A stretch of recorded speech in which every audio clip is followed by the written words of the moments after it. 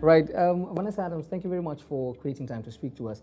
We've have a lot of conversations to unpack within the conference, right? You'd imagine when we talk about food security and what the next future holds, the opportunities for discussion are endless. But we'd like to hear from you.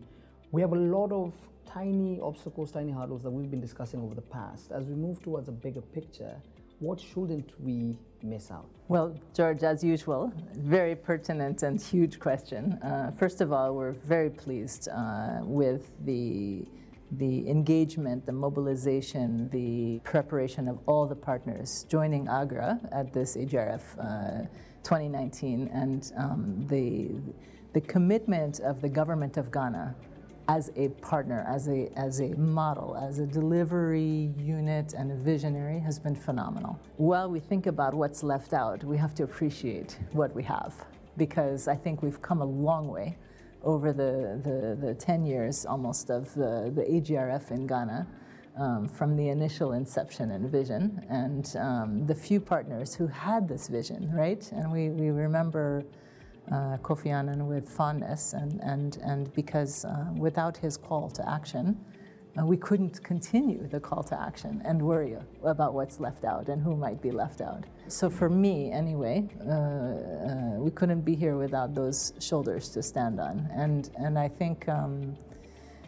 this morning we met with some of our core partners just to remind ourselves of that. What do we want to make sure that we don't leave out, and who don't we want to leave out? Because in my experience and the engagement, the commitment which we have is a partnership for inclusive agricultural transformation, right? Inclusiveness is hard work because everybody needs results today, needs something that's succeeding today, we need something to show today. Inclusivity doesn't always show today, right? And so that's harder work, it's harder to find, it's harder to measure.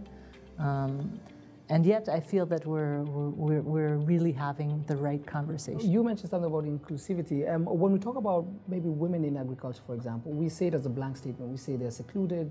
But you rightly pointed it out in Ethiopia, for example, where we've seen them make a lot more mileage in the conversations around, how to bring together a pool of women to push their agenda forward. But give us your view on how different countries have been pushing their narrative. Fantastic. So I am a huge champion for women in agriculture and rural women in Africa.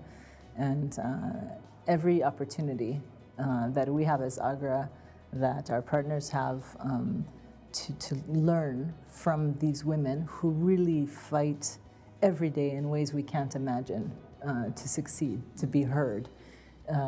To have opportunities and to give their girls the opportunities which they and their grandmothers may or may not have had. So I believe, and we had this conversation yesterday with the civil society, that the very, very first step is voice. It's visibility. And visibility means that they have to be in the room. Don't leave them out of the room. This is as much at a policy level as it is in the rural communities. You were talking about Rwanda earlier, right? The parliamentarian representation of women. Ethiopia is just waking up to this, with the president and the commitment of Prime Minister Abiy and our chair, His Excellency Haile Mariam, the former Prime Minister of Ethiopia. There is a commitment, and that commitment is bearing fruit. But it's a lot of commitment and work. They have to be in the room and given a voice. First step. Then we can go digital, we can add financing, we can transform so fast, because really everyone will leapfrog, and I've been there and I've seen it. It's beautiful. Right. A final question has to do with the linkages. When we ask about the trickle down from the partners to the unions to the farmers, there's a potential within the loopholes for either revenue to disappear or not, right? Like the cash that is transferred is not as we would want it to be for the farmers. So does the digital age give us more optimism for equity, at least on that front?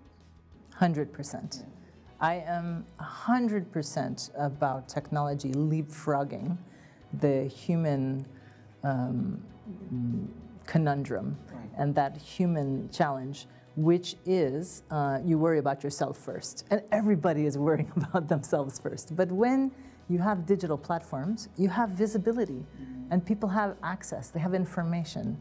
We've seen it in so many ways. Ethiopia had started the Ethiopia Commodity Exchange, for example, and you can argue that it did or didn't deliver on its promise, but it gave visibility for farmers of market prices worldwide.